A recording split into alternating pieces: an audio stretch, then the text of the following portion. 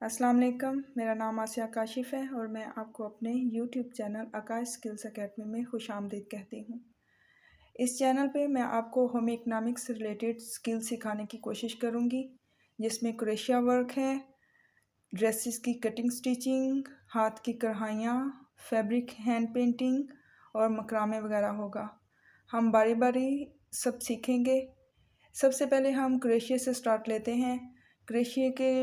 Crochet course करेंगे हम, जिसमें आज फर्स्ट क्लास होगी और पहली क्लास में मैं आपको क्रोशिया का बेसिक स्टिच लेना सिखाऊंगी।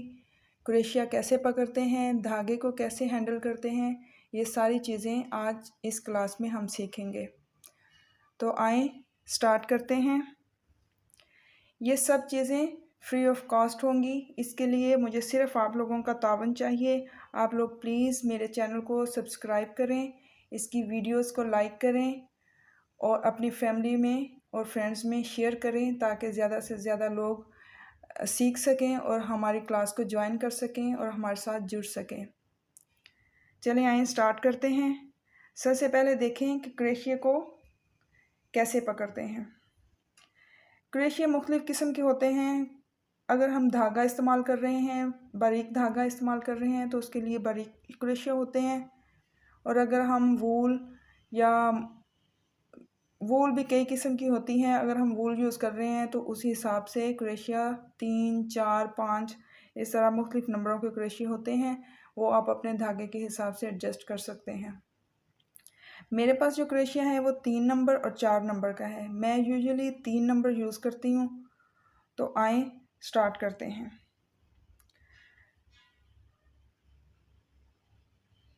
धागे को ऐसे आपने रखना है हाथ के ऊपर, छोटी फिंगर के नीचे, इसके ऊपर, फिर इसके नीचे और फिर इसके ऊपर। ऐसे ये जो सिरा है उसको ऐसे हाथ में पकड़ें, ऐसे ऐसे ऐसे, और हम नोट लगाएंगे। मैं नोट ऐसे लगाती हूँ।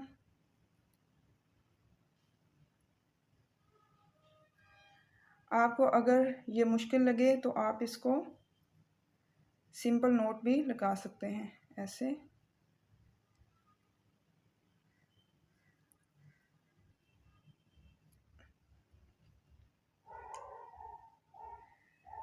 क्रोशिया को कुछ लोग ऐसे पकड़ते हैं और कुछ लोग ऐसे पेन की तरह पकड़ते हैं।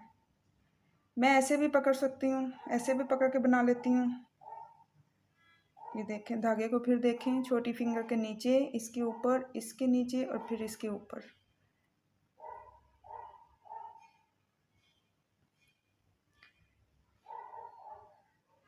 ऐसे भी पकड़ सकते हैं और ऐसे भी पकड़ सकते हैं। मैं ऐसे पेन की तरह पकड़ती हूँ। आपको जैसे इजी लगे आप वो पकड़ लें। अब पहला स्टिच हम लेने के लिए ऐसे धागे को टाइट रखें, इस फिंगर को ऐसे धागे को टाइट रखें और क्रोशिया के ऊपर धागे को लेके आए ऐसे, और इसके साथ आप वापस ले आए जहाँ से हमने क्रोशिया को इंसर्ट किया था। देखें, yarn ओवर, बैक,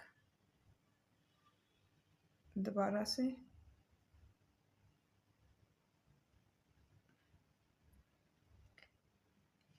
इधर हमने वापस आना है, इधर वापस आना है, धागे को खींच के वापस।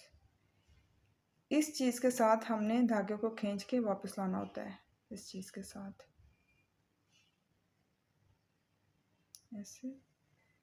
क्रोशिया चलाना कोई मुश्किल काम नहीं है, बस ये आपको प्रैक्टिस होनी चाहिए। आप अगर क्रोशिया पकड़ सकते हो, क्रोशिया की चेन बना सकते हो, तो आप कुछ चीज़ भी बना सकते हो। इसको हम चेन स्टिच भी कहते हैं और फाउंडेशन रो भी कहते हैं। किसी भी काम को स्टार्ट करने से पहले हमें चेन बनाना होती है।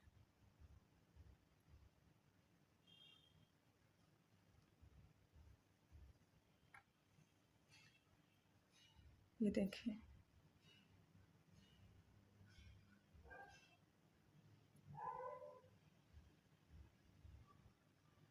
सबसे पहले आप मेरे चैनल को सब्सक्राइब करें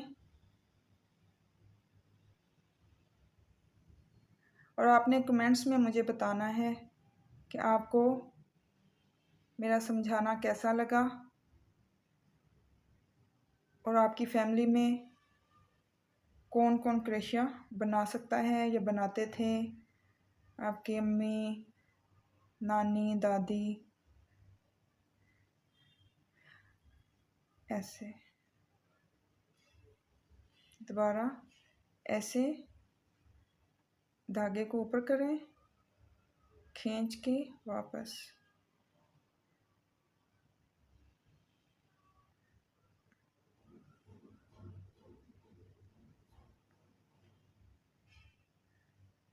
मैं थोड़ा जूम करके आपको दिखाती हूँ।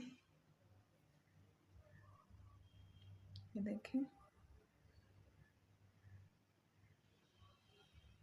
ऐसे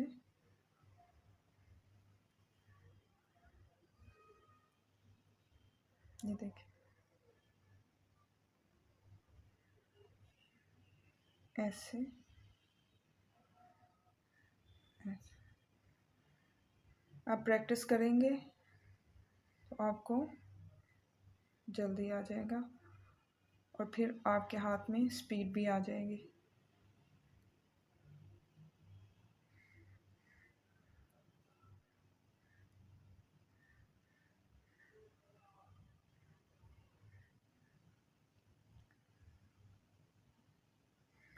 ये बेसिक चेन स्टिच होते हैं, फाउंडेशन रो भी कहते हैं इसे।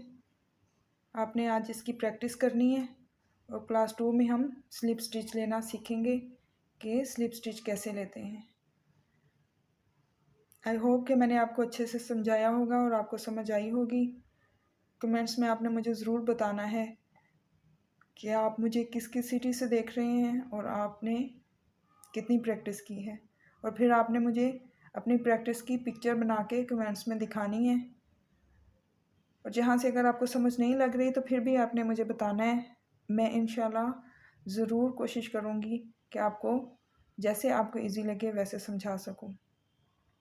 अब जहाँ जहाँ से जिस शहर से मुझे देख रहे हैं, अपने अपने घरों में खुश रहें, आबाद रहें। अल्लाह हाफिज़।